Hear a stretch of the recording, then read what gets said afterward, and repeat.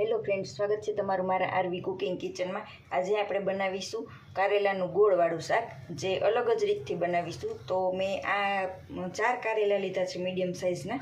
એને મેં આવી રીતે ગોળ ગોળ કટિંગ કરી અને 1 ચમચી નમક નાખી અને કલાક પહેલાં રાખી દીધા છે। તો હવે આપણે આમને એકદમ આમાંથી નીચોવી અને પાણી કાઢી નાખીશું। આવી રીતે આમ દબાવી અને એને પાણી કાઢી નાખવાનું છે કારેલાનું। એ આપણે કુકરની અંદર બાફવા માટે મૂકી દઈશું।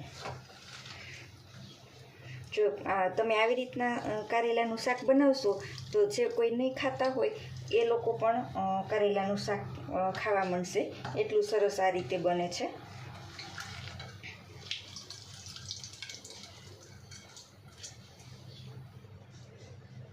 જો આટલું પાણી મેં નિતારીને કાઢી લીધું છે।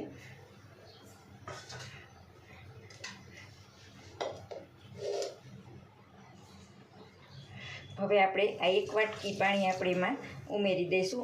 જે નમક નથી નાખવાનું, કેમ કે મેં બાફવામાં નાખેલું જ છે, એટલે ખાલી કારેલા ડૂબે એટલું જ પાણી એમાં મૂકવાનું છે આપણે। હવે એમને ગેસ ઉપર 1 વિસલ લગાવી દઈશું।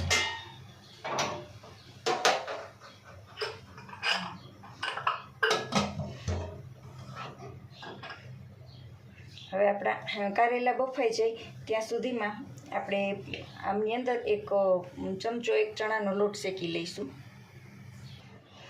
અમે 1 ચમચો ચણાનો લોટ લીધો છે, જે આ તપેલીની અંદર આપણે શેકી લઈશું। એમની અંદર આપણે થોડુંક તેલ ઉમેરીશું।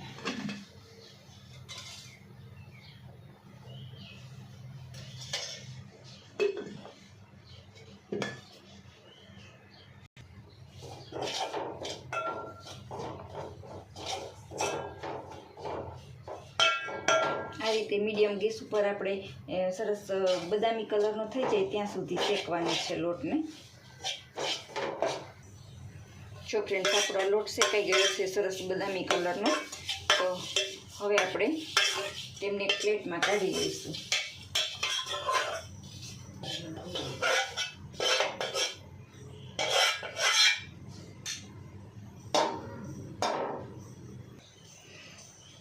હવે આપણે એ જ તપેલીની અંદર 2 પાવડા તેલ મૂકી દઈશું।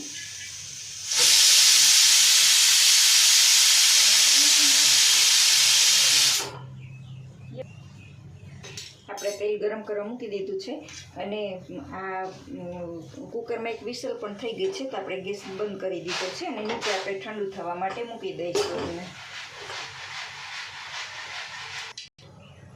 તો હવે આપણું તેલ આવી ગયું છે, તો આપણે એમાં 1 ચમચી જેટલી રાઈ મૂકીશું,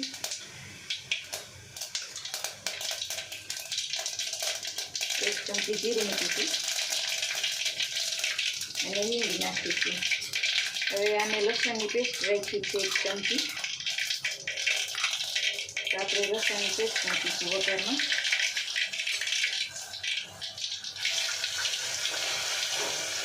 લસણને સાતળી અને એમાં 1 મોટા ટમેટાની ગ્રેવી કરીને રાખી છે ખમણીને, તો હવે આપણે એ ઉમેરી દઈશું એમાં।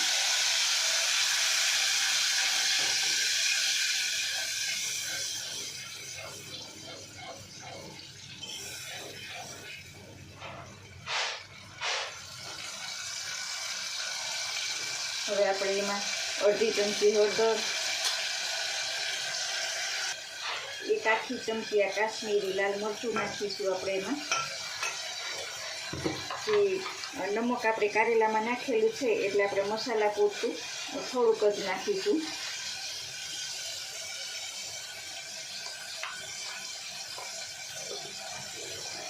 એક ચમચી આપણે ધાણા જીરું નાખીશું। આ બધો જ મસાલો આપણે એકદમ પાકવા દઈશું। આપણું ટમેટું એકદમ પાકી જાય ત્યાં સુધી આપણે એમને એમ જ પકાવવાનું છે।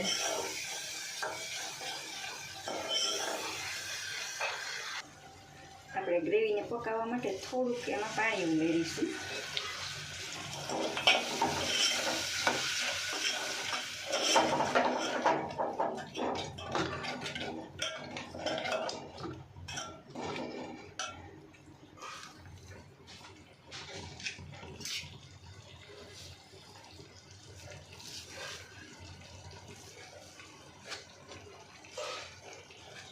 હવે એની અંદર આપણે આ 1 ચમચી દેશી ગોળ ઉમેરીશું.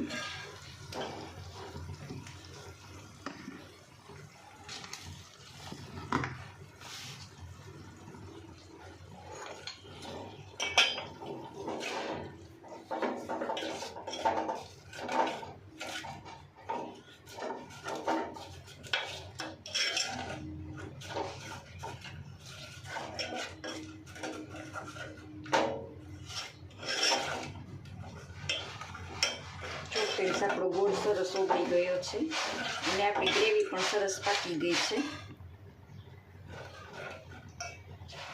હવે આપણે એની અંદર થોડોક ચણાનો લોટ નાખી દઈશું, શેકેલો.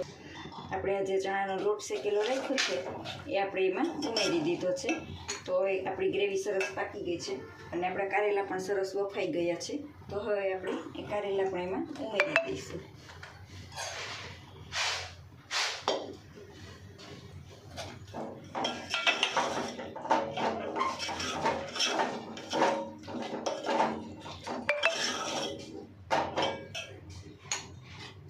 થોડુંક હજી આપણે પાણી ઉમેરીશું. આપણો રસો થોડોક ઘાટો થઈ ગયો છે.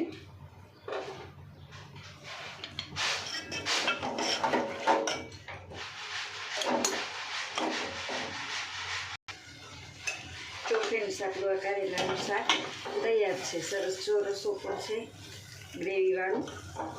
હવે આપણે એમની ઉપર ધાણા ભાજી નાખી દઈશું અને આપણે ગેસની ફ્લેમ બંધ કરીને નીચે ઉતારી લઈશું.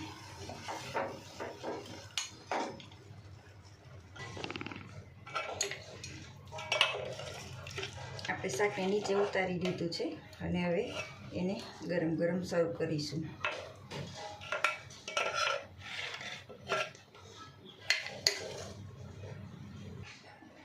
તો તૈયાર છે આપણું કારેલાનું શાક, સરસ ગોળવાળું.